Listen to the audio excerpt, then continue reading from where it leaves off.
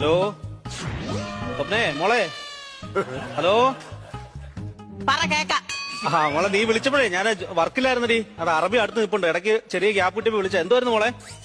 Hello hello കട്ടാക്കി പോയോള്.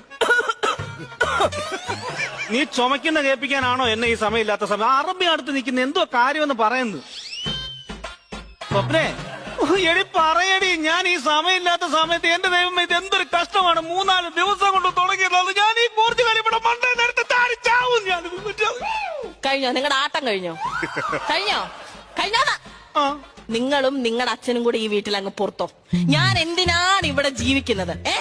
എന്നെ കല്യാണം കഴിച്ചോട്ട് വന്നിട്ട് 7-8 മാസമായി. ഇതുവരെ നിങ്ങൾ ഗൾഫിൽ കിടന്ന് കഷ്ടപ്പെട്ട് അയക്കുന്ന പൈസ എന്റെ അക്കൗണ്ടിൽ വന്നിട്ടുണ്ടോ? ഇല്ല, എല്ലാം നിങ്ങളുടെ അച്ഛന്റെ അക്കൗണ്ടിൽ. എന്തുമാത്രം നല്ല നല്ല ജോലിക്കാരുടെ ആലോചന എനിക്ക് വന്നാന്നറിയാമോ? അതെല്ലാം ഞാൻ വേണ്ടാന്ന് വെച്ച് ഒരു ഗൾഫുകാരനെ കഷ്ടപ്പെട്ട് കല്യാണം കഴിച്ച എന്തിനാ?